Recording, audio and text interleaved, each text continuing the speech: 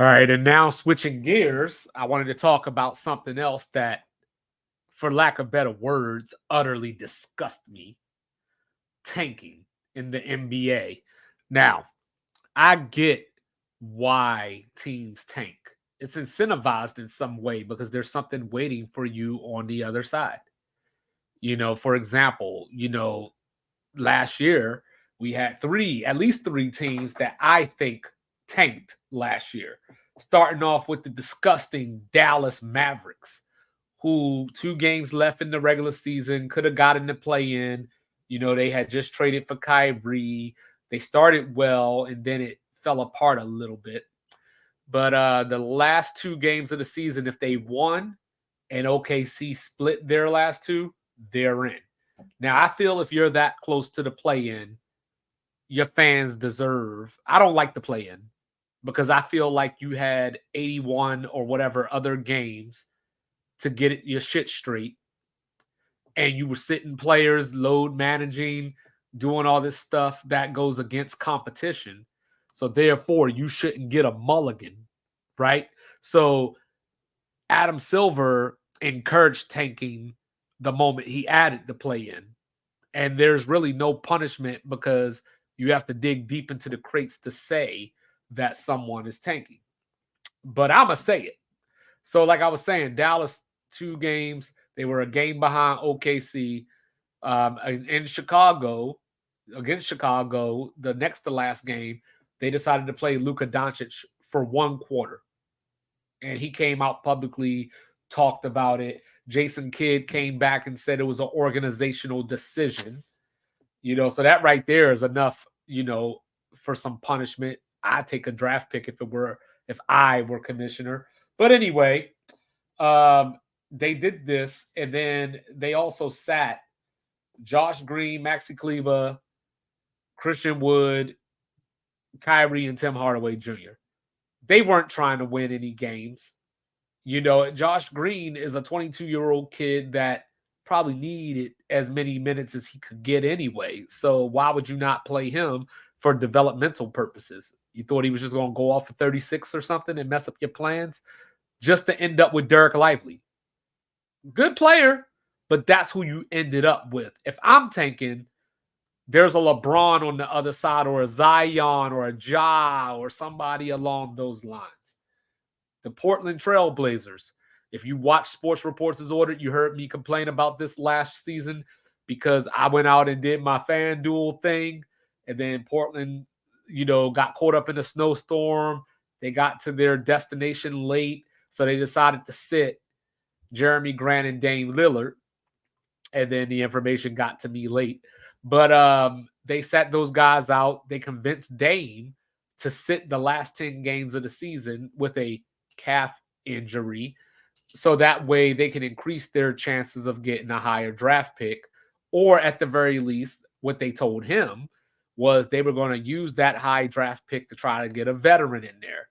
We all know how that played out. They ended up with Scoot Henderson, which is going to be great for their future. But they just flat out lied to their star player and then act shocked when he wanted out. I mean, go figure, right? Utah Jazz, they finished 37-45. And this is one of those teams that you look at and say, did they really tank?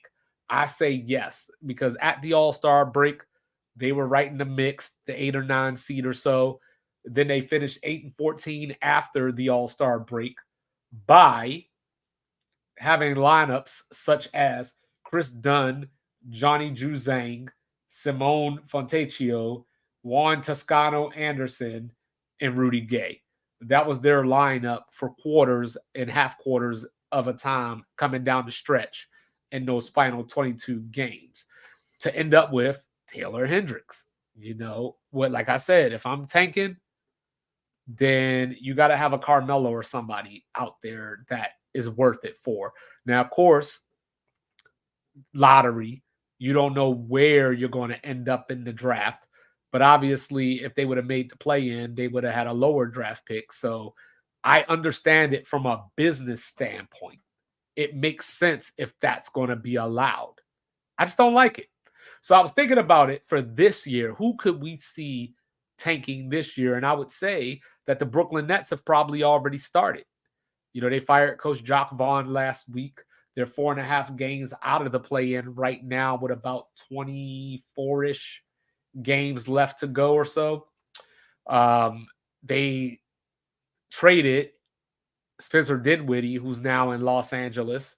So the Nets have nothing to play for outside of pride, which doesn't exist in this era of the NBA.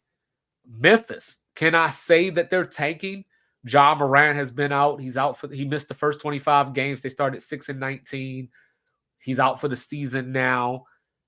Marcus Smart has been in and out the lineup. Can I say that they're tanking?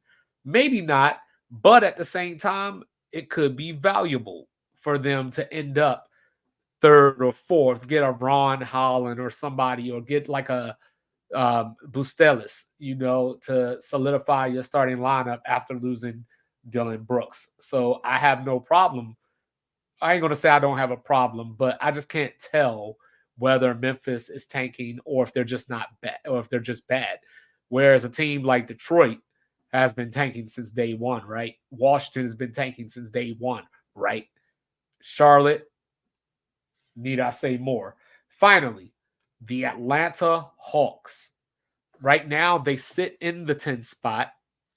They are, like I mentioned, 4 games up on Brooklyn, right? 4.5 games, 4 games up on Brooklyn, 4.5 on Toronto for that final play-in spot.